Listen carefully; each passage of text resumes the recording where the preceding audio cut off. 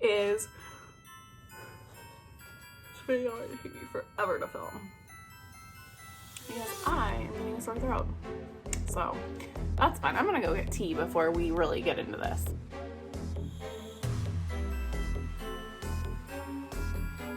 All right, tea is acquired. If I could just have like, oh, I'm out of breath. Like a 2-week period with no sickness in our house, that would be awesome. My 3-year-old just likes to cough in my face and then I inevitably get sick. It's so fun.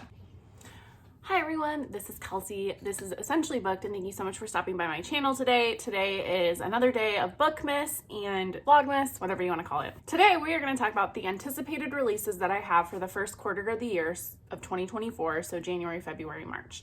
I have 24 books that I'm really excited about or are on my radar. Either they're ones I have review copies of, I have holds out at the library, or ones I will definitely be purchasing. It's a really good year, I think. Like just the books that I already have received as ARCs through NetGalley, which I have a lot. So hopefully this NetGalley percentage goes up in the next year, but who knows? It looks like 2024 is going to be a really good year for publishing, so that's pretty exciting. But I'm just going to talk about them. I might go into detail for some of them, I might not. It just really kind of depends. So we'll go by publication date. These are always subject to change. I think we're kind of past like the crazy date changes that we were seeing for the longest time because of like pandemic related publishing issues. So starting in January of 2024. Okay, so the very first book is Mercury by Amy Jo Burns. I am going to go into this blind. I love her writing style. I loved Shiner by her. That was like a book set in Appalachia and Moonshine, and I love that one. So I just have very high hopes for this one.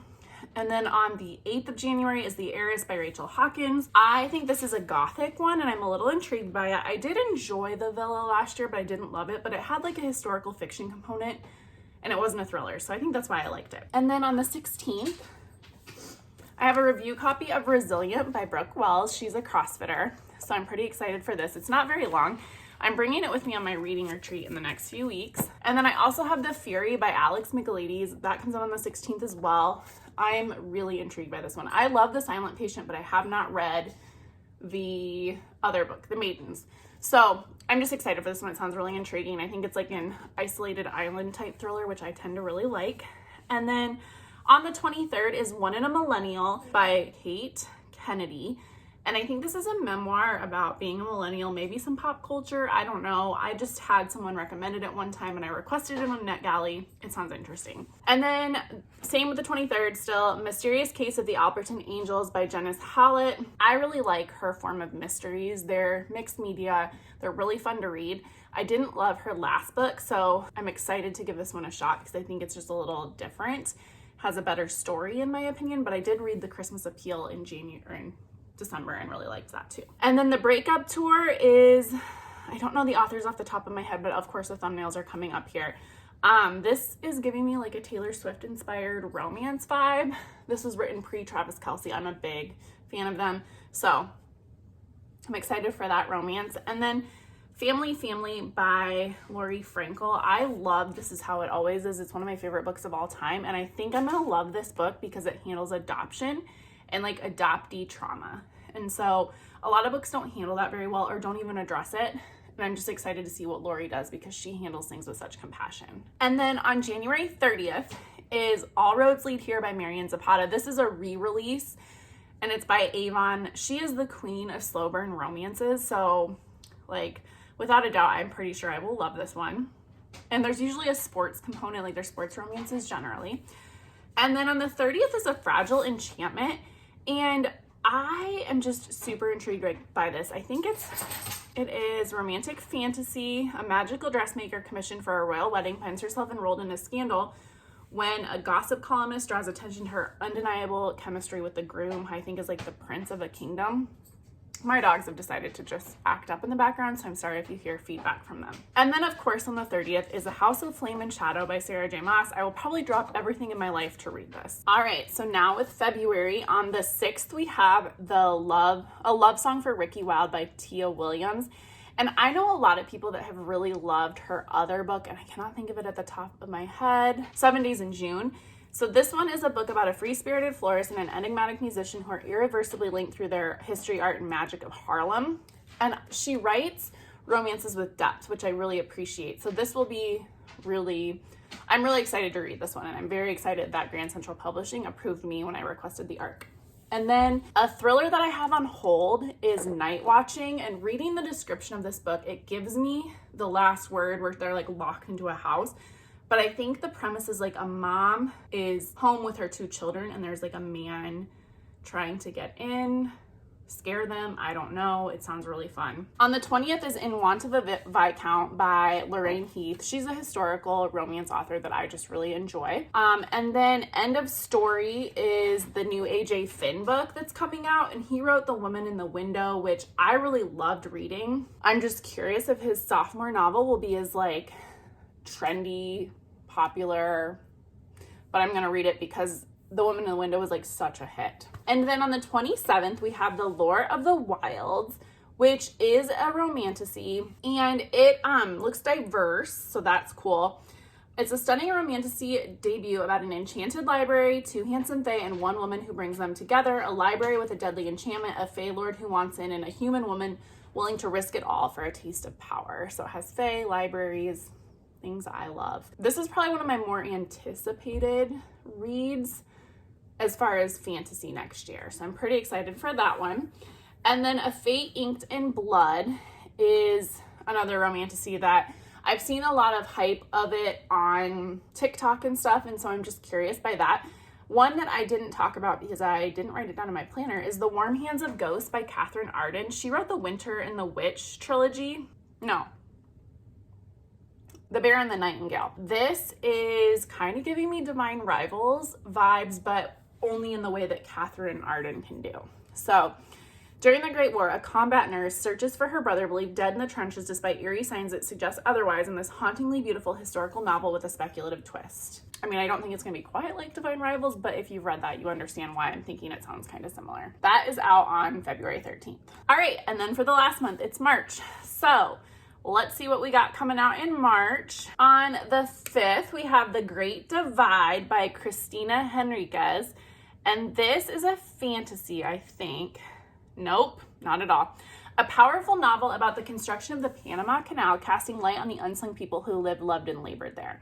I really like historical fiction that draws attention to things that we don't typically hear about. So I'm very excited by this. It says it explores the intersecting lives of activists, fishmongers, laborers, journalists, neighbors, doctors, and soothsayers, those rarely acknowledged by history even as they carved out its course. So I think that'll be a really interesting book. And then The Breakup Vacation is a rom-com that is also out on the 5th by Anna Garcia. It's the summer before her senior year of college, and Grace is about to make the worst decision of her life in this sexy, sun-drenched cocktail of chaotic good fun and heartfelt hilarity. It captures the messiness of your early 20s while highlighting the necessity of girlfriends at any and every age. So I just think that sounds really fun. Around March 12th, I have The Funeral Ladies of Ellerly County, and this is a Avon book. And here's the blurb, which is why I grabbed it. So, armed with a crock pot and a pile of recipes, a grandmother, her granddaughter, and a mysterious young man work to bring a community together in this uplifting novel for readers of the Chicken Sisters. I hadn't read that book, but I was intrigued by it. And then on the 12th as well, A Feather So Black by Lyra Celine. Set in a world of perilous magic and moonlit forests, this seductive romantic fantasy tells the story of a defiant changeling, her cursed sister, and the dangerous Fae Lord she must defeat to save her family. On the 19th, I have The Ex-Mangelicals. This is a memoir about, I think, leaving the evangelical church and like deconstructing and stuff like that. So that's why I was very intrigued by that.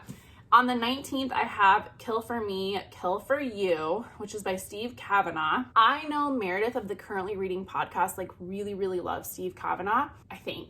I might be totally butchering that, but I feel like that's where I've heard Steve Kavanaugh the most.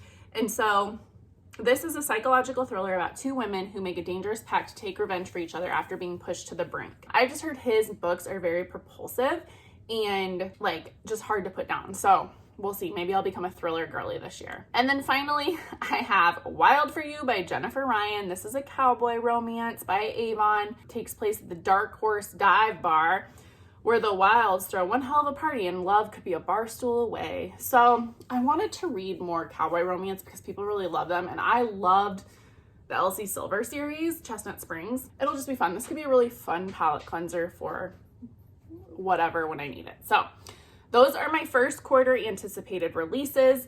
That's 24 books. Okay, present day Kelsey with the wild hair here. I didn't talk about by far my most anticipated release in this month in this video because I read it in 2023, but I want all of you guys to put it on your radar. Kristen Hanna's The Women comes out February 20th, and it is the easiest 5 stars I've given a book. I talked about it in my wrap-up last month.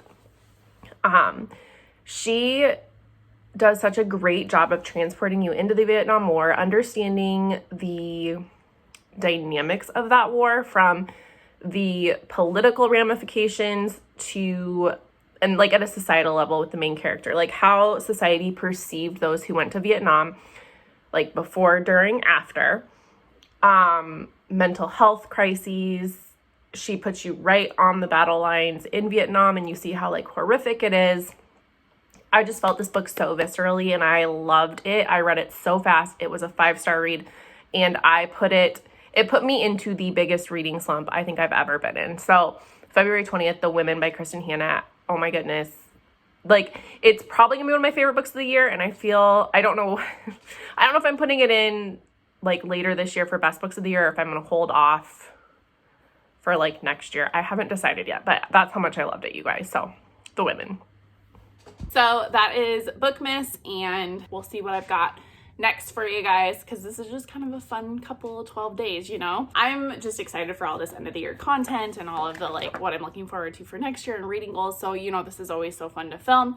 I will see you again here tomorrow with my next video. So until the next video, everybody, bye.